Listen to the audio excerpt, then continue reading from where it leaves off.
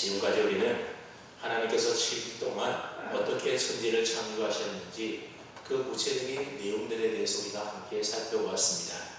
그리고 지난 시간에는 마지막 7째 날 하나님께서 모든 천지와 만물을 다 창조하시고 마친 후에 하나님이 안식하셨다는 말씀까지 우리가 살펴보았습니다.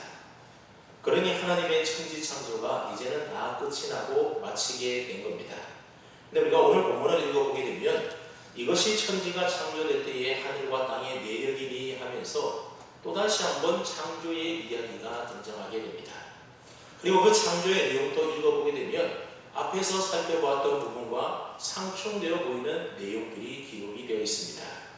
예를 들면 창세기 1장의 창조 이야기에서는 셋째 날에 땅이 풀과 그리고 각종 씨 맺는 채소들과 각기 종류대로 씨 가진 열매 맺는 나무들을 내었고 사람은 그 이후에 여섯째 날에 창조되었다. 우리가 그렇게 배우지 않았습니까?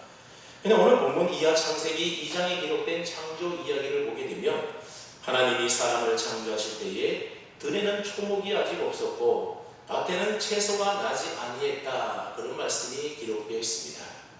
그냥 오늘 본문부터 시작되는 창세기 2장은 창세기 1장과는 또 다른 창조 이야기가 나오는 것처럼 보인다는 겁니다. 그래서 신학자들 사이에서도 논란이 되고 있는 말씀이 바로 오늘 본문의 말씀입니다. 그 논란이 되는 가장 큰 쟁점이 크게 두 가지인데 첫 번째 쟁점은 뭔가 하면 성경은 왜 이처럼 창조 이야기를 두 번 기록하고 있는가라고 하는 것입니다. 그리고 두 번째 쟁점은 오늘 본문 4절부터 시작해서 하나님에 대한 호칭이 바뀌어서 등장하는 것을 볼 수가 있습니다.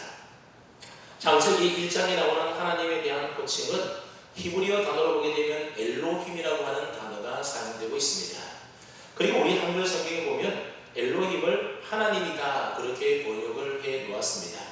근데 창세기 2장인 오늘 본문 이후부터 보게 되면 하나님에 대한 호칭이 히브리어로 보게 되면 야훼 엘로힘이라고 여호와 하나님이라고 하는 명칭이 나오게 됩니다. 그리고 우리 한글 성경에 보면 이 말을 여호와 하나님 그렇게 번역을 해 놓았습니다. 그러니까 창세기 1장과 2장의 창조에서 가장 크게 달라진 점이 뭔가 하면 바로 하나님을 부르는 호칭이 달라지게 되었다는 겁니다. 창세기 1장은 엘로힘이다 그랬다가 창세기 2장에서는 여호와라고 하는 이름이 또 붙여서 말씀하고 있습니다. 그래서 자유주의 신학자들이나 아니면 일부 학자들 가운데는 창세기를 비롯하여 모세 오경은 모세가 쓴 것이 아니라 후대의 누군가가 다른 민족의 여러 창조 설화들을 가져다가 이것저것 짬뽕해서 편집한 것이다 그렇게 주장을 하기도 합니다. 그래서 성경에 각기 다른 창조 이야기가 두 번 기록되어 있는 것이고 또 하나님의 이름도 각기 다른 또 창조 이야기를 갖다가 편집했기 때문에 각각 다르게 소개되고 있다 그렇게 주장을 하기도 합니다. 저도 이런 주장들을 신학교 다닐 때 배운 적이 있었는데 사실 이런 이야기를 들으면 처음에는 그럴듯해서 혹하게 됩니다. 왜냐하면 이런 해석들이 성경에 대해 품고 있는 의문점을 풀어주는 해결책처럼 보이기 때문에 그렇습니다. 근데 이런 해석이 가지는 위험성이 뭔가 하면 단지 성경의 의문점을 그저 우리 인간의 이성과 논리를 가지고 지나치게 인간적인 관점에서 접근한다라고 하는 겁니다. 그래서 성경을 성령의 감동으로 쓰여진 살아계신 하나님의 말씀이라고 하는 사실을 간과해버리고 놓쳐버리게 되는 겁니다. 그렇다면 여러분 오늘 본문이 가지고 있는 이러한 의문점에 대해서 우리는 어떻게 해석하고 어떻게 보아야 하겠습니까? 지금부터 제가 한 설명을 여러분들이 잘 비교해 한번 들어보시기 바랍니다. 먼저 성경은 왜 다른 창조 이야기를 두 번씩이나 기록하고 있는 것처럼 보이는가 하는 문제입니다. 이 질문에 대한 결론부터 먼저 말씀을 드리면 창세기 1장과 창세기 2장에 등장하는 이 창조 이야기라고 하는 것은 서로 다른 두 종류의 창조 이야기가 아니라 하나의 창조 이야기를 두 가지의 다른 관점에서 기록하고 있는 하나의 창조 이야기라고 하는 겁니다. 먼저 창세기 1장에 나오는 천지 창조 이야기는 마치 보통 렌즈보다도 훨씬 더 넓게 찍을 수 있는 광각 렌즈로 창조의 체계 전체를 시간적인 순서에 따라 담은 마치 파노라마처럼 기록해 놓은 것이라고 하는 겁니다. 그래서 첫째 날에는 뭘 만들고, 두 번째 날에는 뭘 만들고, 셋째 날, 넷째 날 이런 식으로 거시적인 관점에서 온 우주의 창조를 그리고 있다는 겁니다. 그에 관하여 우리가 살펴볼 이 창세기 2장에 나오는 두 번째 창조 이야기는 이제 그 카메라 줌을 당겨서 천지 창조의 정점인 여섯째 날 사람을 창조하던 그때로 클로즈업해서 미시적인 관점에서 보여주고 있다고 하는 겁니다. 그러니까 창세기 1장의 창조는 커다란 숲을 보여주는 창조였다고 한다면 창세기 2장의 창조는 그 숲 가운데서 어떤 나무를 보여주고 있는데 그 나무가 바로 사람이라는 겁니다. 즉 최초의 인간 창조라는 겁니다. 정말 그런지 한번 우리가 오늘 본문을 통해서 우리가 또 함께 살펴보도록 하겠습니다. 한번 4절 말씀을 보십시오. 4절을 보시면 이것이 천지가 창조될 때에 하늘과 땅의 내력이니 여호와 하나님이 땅과 하늘을 만드시던 날에 그랬습니다. 여기 보면 하나님이 천지를 창조하실 때에 하늘과 땅의 내력이니 그랬습니다. 지금까지 관점을 보게 되면 항상 하늘이 먼저 등장하고 그 다음에 땅이 나중에 등장합니다. 그래서 여기도 보면 하늘과 땅의 내력이다 이렇게 말했는데 그 다음에 이어지는 말씀을 한번 보십시오. 관점이 어떻게 바뀌게 됩니까? 여호와 하나님이 어디와 어디를 만드시던 날에 그렇게 말합니까? 땅과 하늘을 만드시던 날에 그렇게 말하고 있습니다. 여러분 순서가 바뀌지 않습니까? 하늘과 땅이 아니라 이제는 땅과 하늘로 그렇게 바꾸어서 표현하고 있다는 겁니다. 그러니까 하늘과 땅 중에 지금 어디에 더 관심이 집중되어 있다는 겁니까? 땅에 더 관심이 집중되어 있다 그 말입니다. 그래서 이어지는 5절부터 보게 되면 아예 하늘은 이제는 나오지도 않고 오로지 모든 얘기가 다 땅에서 이루어지는 땅에 관한 이야기가 기록되어 있습니다. 여러분 이게 뭘 말하는 것이겠습니까? 지금부터는 다 땅에 관한 내용을 자세히 다루겠다는 겁니다. 근데 미리 말씀드리면 오늘 본문이 관심을 집중하고 있는 이 땅이라고 하는 것은 결국에는 누구와 연결되어 있는 땅이라고 하는 겁니까? 사람과 연결되어 있는 땅이라는 겁니다. 우리 한번 볼까요? 5절 말씀을 다 함께 읽어보겠습니다. 5절입니다. 시작.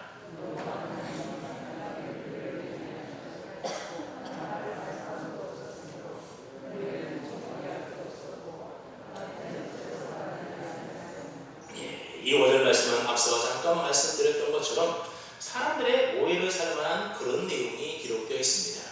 무슨 오해인가 하면 우리가 살펴본 창세기 1장에 따르게 되면 하나님이 여섯째 날 사람을 만드시기 전에 이미 하나님께서는 셋째 날에 모든 풀과 채소와 각기 종류대로 씨 맺는 열매 맺는 나무들을 다 창조하지 않았습니까? 근데 방금 읽은 이 본문 5절 말씀은 어떻게 말을 합니까? 들에는 초목이 아직 없었다. 그리고 밭에는 채소가 나지 아니했다. 그런 말을 하고 있습니다.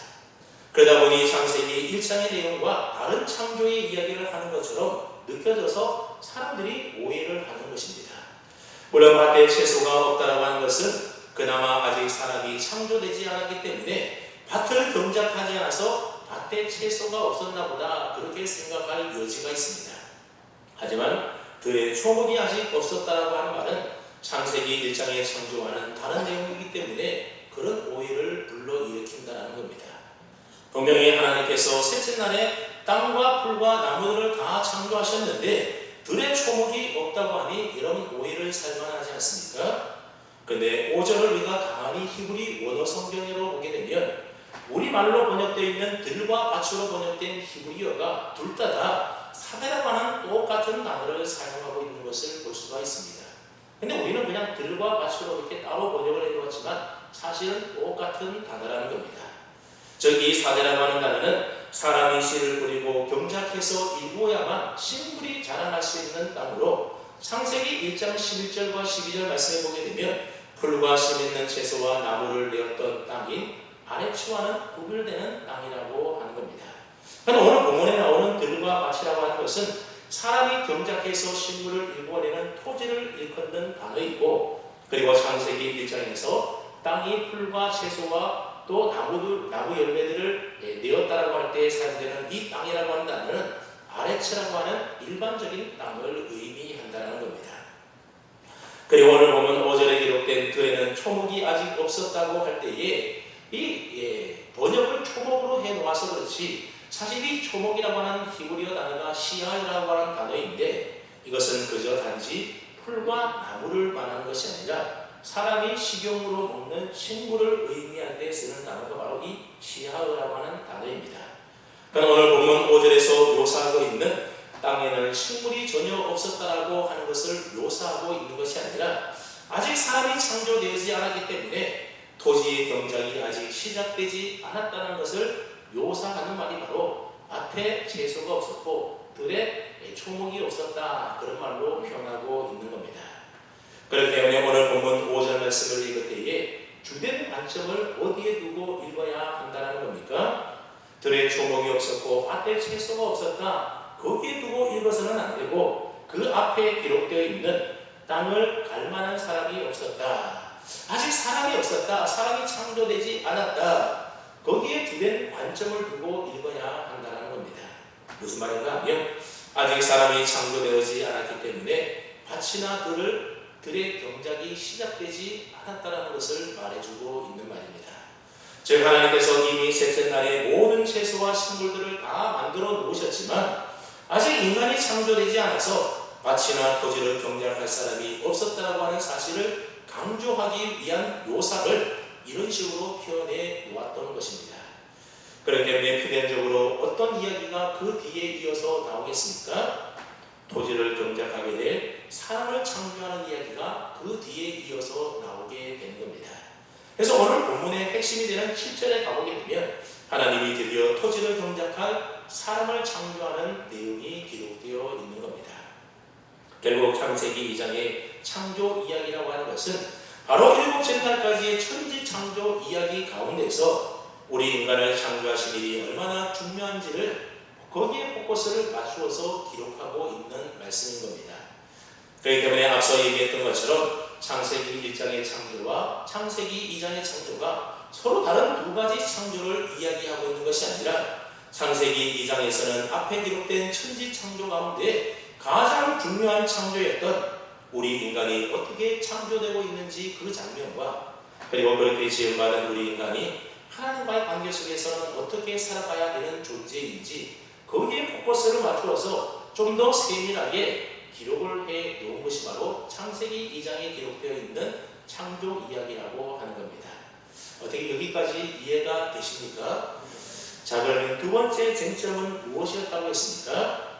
오늘 본문부터 보면 하나님을 부르는 호칭이 달라지게 되었다는 겁니다. 그렇다면 창세기 1장과 2장은 왜 하나님의 이름을 이처럼 달리 기록하고 있는 것이겠습니까? 그것은 성경이 그 내용과 상황에 맞게끔 하나님의 이름을 달리 표현하는 관습이 있기 때문에 그렇습니다. 먼저 창세기 1장의 천지창조 이야기라고 하는 것은 말씀으로 온 우주 만물을 창조하신 하나님의 능력과 하나님의 권능과 영광이 얼마나 높고 놀랍고 위대한지에 집중되어 있다고 볼 수가 있습니다. 그래서 하나님에 대하여 어떤 하나님으로 창세기 1장은 묘사하고 있는가 하면 장엄하고 능력있고 위대하신 하나님으로 묘사되어 있습니다. 그런 하나님을 표현하는 이름이 바로 뭔가 하면 그게 바로 엘로힘이라고 하는 단어인 겁니다. 그래서 창세기 1장에는 전능하신 하나님, 능력의 하나님이라는 뜻을 가지고 있는 엘로힘이라고 하는 하나님의 호칭이 기록되어 있는 겁니다. 창세기 1장의 내용과 가장 어울리는 하나님의 이름이 바로 엘로힘인 것입니다. 그에 반하여 오늘 본문 이하의 창세기 2장에 보게 되면 야훼 엘로힘, 즉 여호와 하나님이다 그렇게 기록이 되어 있습니다. 왜냐하면 앞서 말씀드린 대로 창세기 2장의 창조 이야기의 가장 큰 관심사 대상은 바로 누구입니까? 우리 사람이기 때문에 그렇습니다. 여호와라고 하는 이름은 스스로 있는 자라고 하는 뜻을 가진 이름인데 성경에 보면 이 여호와라고 하는 이 하나님의 이름은 우리 인간을 구원하시는 구원의 계획과 또 하나님의 언약과 관련이 있는 이름이 바로 여호와입니다. 그래서 하나님께서 시내산 얼기나무에서 모세를 만났을 때에 하나님은 모세를 애굽 왕 바로에게 보내어서 이스라엘 백성들을 구원하라 그렇게 하셨을 때도 하나님은 자신을 누구로 소개합니까? 여호와다 그렇게 소개를 하고 있습니다. 그래서 하나님과 사람 사이에 언약적 관계를 표현할 때는 여호와라고 하는 이름을 사용한다는 겁니다. 그러고 볼 때 하나님이 인간을 창조하시고 그들을 그냥 내버려 두신 것이 아니라 창조하신 그 인간을 구원하시기 위한 영원한 하나님의 언약과 계획을 스스로 세우신 분이라는 것을 이 여호와라는 이름을 통하여 우리가 알 수가 있는 겁니다. 그리고 반드시 그 언약을 지키시고 하나님이 창조하신 인간을 구원하시겠다라고 하는 언약의 하나님, 바로 약속의 하나님의 이름이 뭐라는 겁니까? 그게 바로 여호와라고 하는 겁니다. 그래서 사람의 창조에 초점이 맞춰져 있는 창세기 2장에서는 여호와 하나님이라고 하는 호칭을 사용함으로써 그분과 우리 사람이 약속이라는 관계 안에서 묶여있는 아주 친밀한 관계임을 강조하고 있는 것입니다. 그래서 여호와 하나님이라고 하는 여호와라는 이름을 그렇게 붙여서 기록하고 있는 것입니다. 그러므로 창세기 2장은 하나님이 창조하신 온 천지 만물 가운데 우리 인간이 얼마나 중요한 존재인지를 우리에게 잘 말해주고 있는 말씀입니다. 그래서 하나님이 창조하신 인간의 포커스로 맞추어서 다시 기록하다 보니 두 개의 창조 이야기가 성경에 기록된 것처럼 보이는 것이고 하나님의 이름이 다르게 기록이 되어 있는 겁니다. 자, 그때 오늘 본문이 갖고 있는 이러한 의구심과 의문들이 좀 해결되었습니까? 그러니 누군가가 다른 여러 나라의 창조 설화를 가져와서 이 문서 저 문서 짬뽕에서 편집하고 나열해서 기록한 것이 창세기다, 성경이다, 그런 자유주의 신학자들과 일부 신학자들의 주장이라고 하는 것이 얼마나 인위적이고 위험한 해석인지 모릅니다. 그러므로 기록된 성경 말씀을 우리는 성령의 영감으로 기록된 살아계신 하나님의 말씀으로 우리는 분명히 믿을 수 있어야 하겠습니다. 그렇다면 여러분, 하나님의 천지 창조의 핵심이요 정점이라고 할 수 있는 우리 인간 창조에 대하여 성경은 어떻게 자세하게 기록하고 있습니까? 그 말씀이 7절에 기록되어 있는데 한번 7절 말씀을 다 함께 읽어봅니다. 시작.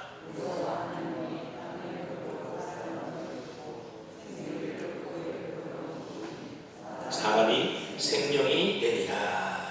아멘. 먼저 하나님은 사람을 무엇으로 지으셨다 말씀하고 있습니까? 땅의 흙으로 지으셨다 말씀하고 있습니다. 여기 나오는 땅이라고 하는 말은 히브리어로 아담아라고 하는 단어를 사용하고 있습니다. 그리고 사람이 생명이 되리라 할 때 이 사람이라고 하는 단어는 히브리어로 보게 되면 아담입니다. 즉 사람을 뜻하는 아담이라는 말이 결국 어디에서 왔다라는 겁니까? 땅에서, 흙에서 왔다라는 겁니다. 특별히 땅 가운데서도 땅의 흙으로 사람을 지었다라고 말씀하고 있는데, 여기서 말하는 흙이라고 하는 단어를 히브리어로 보면 아파라고 하는 단어를 사용하고 있는데, 그 뜻이 뭔가 하면 티끌, 먼지, 재라는 뜻을 가지고 있는 말입니다. 여러분, 티끌과 흙먼지라는 것이 얼마나 보잘것없는 겁니까? 그래서 우리가 그냥 땅에 밟고 다니고 청소해버려야 되는 아무런 가치가 없는 것이 바로 티끌이고 흙먼지지 않습니까? 그러니까 하나님은 그런 흙먼지와 티끌 같은 것으로 우리 사람을 빚어서 창조하셨다고 하는 겁니다.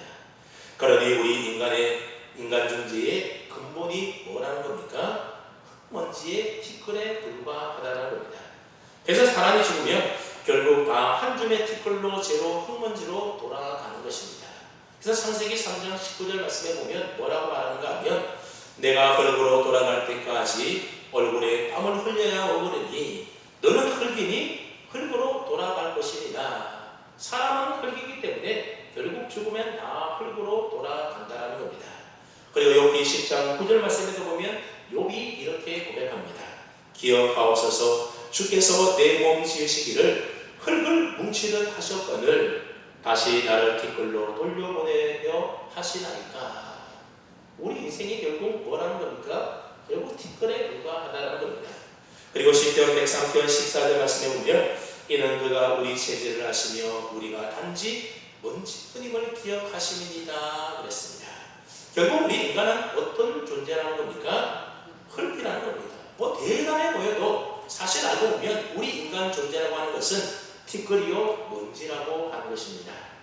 이 말은 하나님이 흙으로 우리 인간을 창조하시고 그 코에 생기를 불어넣어서 하나님의 생명이 우리 안에 거하지 않는다고 한다면, 그래서 우리 인간이 하나님과 아무런 관련이 없는 존재라고 한다면 결국 그런 인간은 어떤 존재에 불과하다는 겁니까? 먼지와 티끌에 불과한 존재라고 하는 겁니다. 그러니까 오늘 본문 7절은 우리 인간의 본질이 사실 얼마나 보잘것없는 존재인가라는 것을 성경을 읽는 우리에게 정확하게 말해주고 있는 것입니다. 그렇다고 해서 우리 인생에 대한 너무 지나친 허무주의에 빠질 필요는 또 없습니다. 왜냐하면 우리 인간은 원래 흙으로 지어진 보잘것없는 존재이기는 하지만 그러나 우리가 창세기 1장에서 살펴보았던 것처럼 하나님께서는 우리 인간을 지으실 때에 다른 그 어떤 피조물과는 다르게 하나님과 교제할 수 있는 아주 특별한 영적인 존재로 하나님의 형상대로 우리 인간을 지으시고 창조하셨기 때문에 그렇습니다. 그래서 오늘 본문 7절에도 보면 하나님이 땅의 흙으로 사람을 빚으신 후에 어떻게 하셨다라고 말씀합니까? 생기를 그 코에 불어넣으셨다 말씀하고 있습니다. 하나님께서 흙덩이에 불과한 존재에게 하나님의 생기, 하나님의 숨, 하나님의 호흡, 하나님의 영을 불어넣어 주셨다는 겁니다. 그래서 살아 움직이는 생명이 되었다, 생명을 갖게 되었다는 겁니다. 그러니 살아있는 사람에게서 하나님의 생기, 즉 하나님의 영을 빼버리면 뭐만 남게 되겠습니까? 결국 흙덩이만 남아버리게 되는 겁니다. 여러분, 사람의 몸과 외면이 귀하고 중요한 것이겠습니까? 아니면 하나님이 인간 내면에 불어넣어 주신 하나님의 생기가 더 귀하고 중요한 것이겠습니까? 당연히 하나님이 불어넣어준 하나님의 생기가 더 중요합니다. 하나님의 생기가 없어버리게 되면 우리는 그저 흙덩이에 불과할 뿐인 것입니다. 여러분, 외모 또 외면, 몸이 중요한 것이 아니라 우리 내면에 담고 있는 하나님의 영이 중요하다는 사실을 우리가 분명히 알아야 하는 겁니다. 그런데 오늘 세상 사람들은 흙덩이에 불과한 외모와 외면과 사람의 몸을 훨씬 더 귀하고 중요하게 가치 있게 여기며 살지 않습니까? 그래서 사람들은 우리 안에 들어와 있는 하나님의 영 생기보다도 흙덩어리 자체에 불과한 흙덩어리 자체에 사람의 가치를 부여하며 살려 하고 있습니다. 하지만 성경은 우리 인간의 가치가 우리의 몸이나 외모나 외적인 데 있는 것이 아니라 우리 안에 무엇을 품고 살아가느냐, 거기에 우리 인간의 가치가 담겨져 있다고 말하고 있는 겁니다. 그래서 고린도후서 4장에 보게 되면 우리 인간을 무엇에 비유하고 있는가 하면 질그릇에 비유하고 있습니다. 여러분, 질그릇은 흙으로 빚어 만든 그릇이지 않습니까? 그렇기 때문에 깨어지기가 쉽고 집안에 흔히 굴러다니는 볼품없는 그릇이 바로 질그릇입니다. 값어치 있는 그릇이 아닌 겁니다. 근데 여러분, 이 질그릇이 가치로워질 때가 있는데 그게 언제입니까? 그 질그릇 안에 무엇이 담겨 있는가가 바로 그 그릇의 가치를 결정하게 된다는 겁니다. 아무리 값비싼 명품 그릇이라 할지라도 그 그릇 안에 오물이나 쓰레기가 담겨있게 되면 쓰레기통에 불과한 겁니다. 그러나 그 질그릇 안에 보배가 담겨져 있으면 그 그릇은 보석함이 되는 겁니다. 중요한 것은 외적인 흙 자체, 그것이 그릇의 가치를 결정하는 것이 아니라 그 안에 담겨져 있는 내용물이 그 그릇의 값어치를 결정하는 것입니다. 근데 세상 사람들은 계속해서 흙덩이 속에서 뭔가 가치를 찾으려고 한다는 겁니다. 그래서 자신의 가치를 외모를 바꾸고 꾸미는 데서 찾으려고 합니다. 그래서 명품 옷을 입고 또 명품 가방을 매는 그런 외적인 것이, 그런 것에서 인간의 고귀함을 찾으려 하고 그것으로 사람의 가치를 평가하고 판단하려고 합니다. 여러분, 우리 몸에 아무리 비싼 명품 옷 걸치고 있다 하더라도 여러분, 우리 몸의 본질이 뭐라고 했습니까? 흙먼지와 티끌일 뿐이라고 했습니다. 세상 사람들은 외모, 학력, 재능, 스펙, 또 재산, 출세, 성공 등 모든 외적인 것들로 사람의 가치를 평가하지만 그러나 성경은 그 모든 것들이 다 흙먼지에 불과하다고 말씀하고 있습니다. 여러분, 사람의 가치라는 게 흙덩이 같은 우리 몸을 얼마나 잘 치장하고 포장하고 꾸미느냐에 달려 있는 것이 아닙니다. 아무리 잘 꾸미고 잘 치장하였다 하더라도 그저 흙은 흙일 뿐인 겁니다. 너는 흙이니 흙으로 돌아가시라고 하는 인간 본질 자체는 결단코 변하지 않는 겁니다. 중요한 것은 우리 사람의 내면 속에 부어지고 담겨져 있는 하나님의 영광과 지혜, 하나님을 닮아가는 성품의 귀한 열매들이 그 사람의 가치를 결정하는 것이지, 흙에 불과한 껍데기에 집중해서는 안 된다고 하는 겁니다. 그럼 여러분은 절대로 아무 가치 없는 흙에 불과한 껍데기에 너무 집중하며 사지 마십시오. 우리의 겉사람은 점점 다 낡아지고 후패하다가 결국에는 다 흙으로 한 줌의 재로 그렇게 먼지처럼 사라지고 없어지는 겁니다. 하지만 우리의 속사람은 날마다 더 가치 있고 더 귀하고 아름답고 새로워질 수가 있습니다. 그렇기 때문에 우리가 정말로 집중해야 되는 게 뭐라는 겁니까? 우리의 속사람이라고 하는 겁니다. 우리의 속사람은 늙고 지치고 쓰러지는 것이 아니라 날로 새로워져서 더 강건해지고 더 주님을 닮아갈 수 있습니다. 그래서 성경은 아담과 하와가 잃어버린 하나님의 형상을 얼마나 많이 회복하여 내 삶의 주님을 닮아가는 열매를 드러내는가 하는 것이 바로 나의 가치와 종기를 결정하는 중요한 요소라고 말하고 있는 것입니다.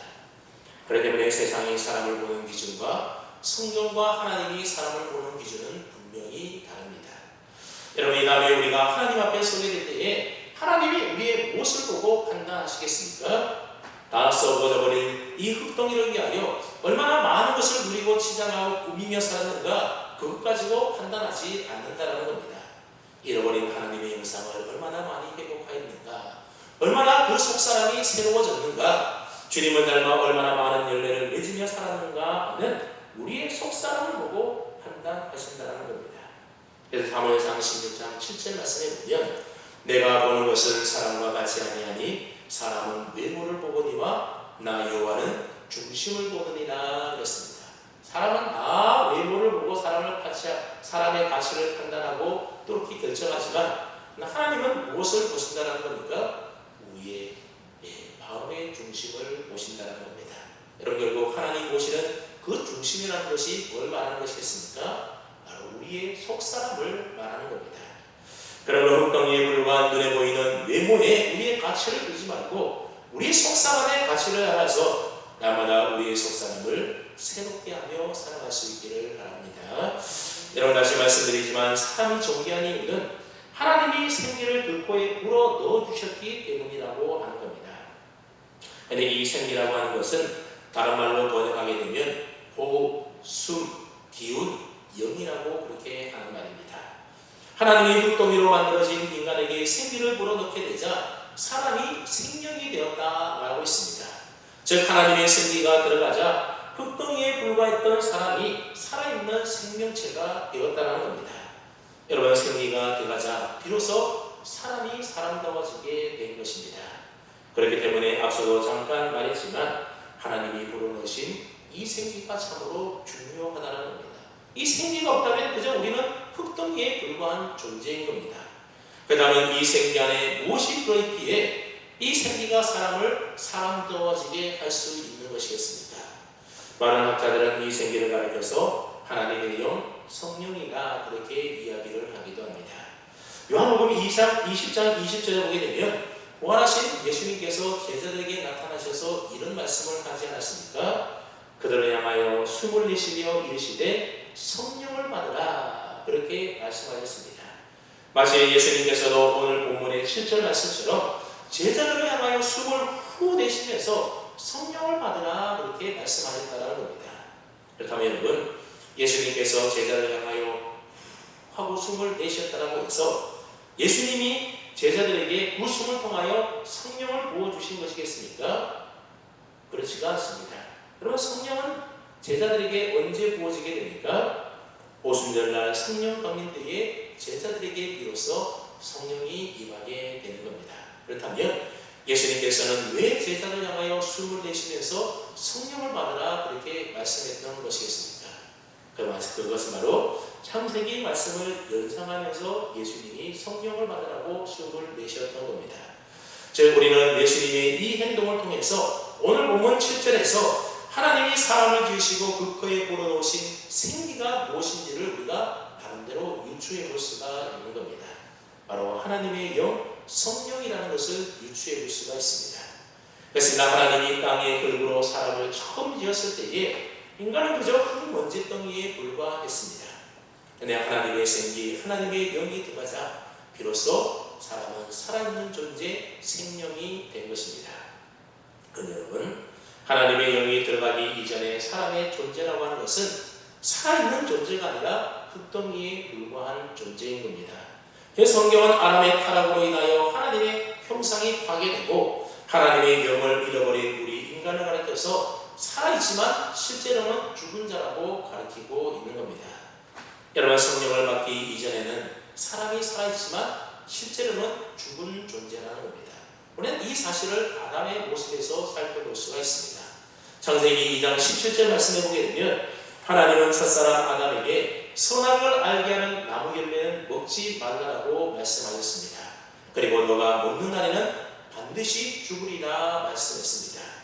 그런데 나중에 아담과 하와가 뱀의 유혹에 넘어가서 그 선악과 열매를 먹지 않습니까? 그 다음 하나님의 말씀대로 아담과 하와가 그것을 먹자마자 곧바로 죽었습니까? 죽지 않았습니다. 그런데 왜 하나님은 그들이 죽는다라고 말을 하는 것이겠습니까?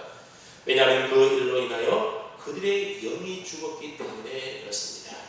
범죄하기 이전에 아담과 하와는 하나님이 부어주신 생기로 죄가 없는 완전한 하나님과의 교제 속에 하나님의 형상을 닮은 존재로 살아가고 있었습니다.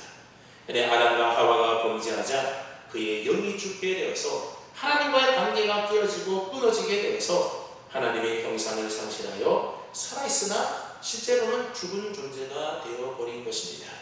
그런데 그것이 언제 다시 회복됩니까? 바로 오순절날 나무의 다락방에 성령님이 강림하셨을 때에 죽었던 영이 다시 살아나는 새 창조의 역사가 우리의 심령 가운데 일어나게 된 것입니다. 여러분, 꽃병에 꽂혀있는 꽃은 살아있는 꽃이겠습니까? 아니면 죽은 꽃이겠습니까? 우리로부터 단절되어서 떨어져 있기 때문에 살아있는 것처럼 보이지만 실제로 그 꽃은 죽어있는 꽃인 겁니다. 여러분, 사람도 마찬가지라는 겁니다. 하나님의 생리가 불어넣기 전에는 흙덩이일 뿐이었던 것처럼 사람이 사람다워질 수 있는 것은 하나님의 성령을 받아 성령이 우리를 빚어 거듭난 사람이 될 때야만 비로소 그 사람은 진짜 살아있는 존재가 되는 것입니다. 그러나 아직 예수 믿지 않아서 성령을 받지 않는 사람은 비록 그 몸이 살아있는 것처럼 보일지 모르지만 그냥 하나님에게 뿌리를 둔 그 영은 죽은 존재이기 때문에 살아있는 자가 아니라 죽은 자라고 성경은 말하고 있는 겁니다. 그래서 성령이 없는 사람은 하나님이 처음 지음받은 인간의 창조 목적에 따라서 사람다운 삶을 살아갈 수가 없게 되는 겁니다. 이런 사람은 인생의 참 목적과 참 인생의 방향과 가치를 알지 못하기 때문에 세상의 흙덩이에 불과한 썩어져 버릴 세상 것에 가치를 두고 거기에 집착하며 살아가게 되는 겁니다.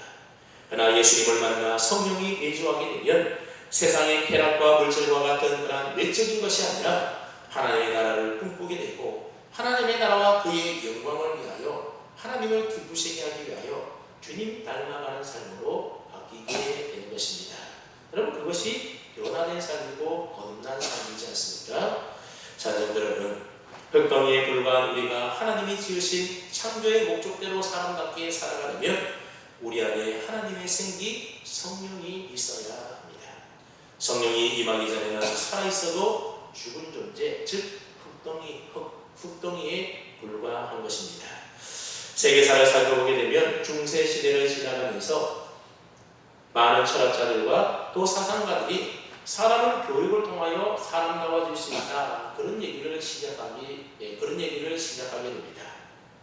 그래서 충분히 좋은 고등교육을 받게 되면 사람은 충분히 사람 노릇하며 사람답게 살아갈 수 있다 하면서 하나님과 성경을 점점 뒷전으로 몰아넣기 시작했습니다. 하지만 여러분, 역사가 가르치는 교훈이 무엇입니까? 하나님의 영이 아니고서는 사람이 사람다워질 수 없다라고 하는 것이 바로 역사가 가르쳐주고 있는 교훈입니다. 사람은 절대로 충분한 양질의 교육을 받았다고 해서 그 사람이 사람다워질 수 있는 것이 결코 아닌 것입니다. 우리 인간은 그런 세상의 교육으로는 우리 사람을 지으신 하나님의 본래의 창조 목적대로 살아갈 수가 없는 것입니다. 그렇다고 교육과 철학과 사상이 전혀 필요 없다, 그것을 말하는 것은 결코 아닙니다. 물론 다 필요합니다. 그러나 그것을 통하여 사람이 사람의 완전함을 이룰 수가 없다고 하는 겁니다.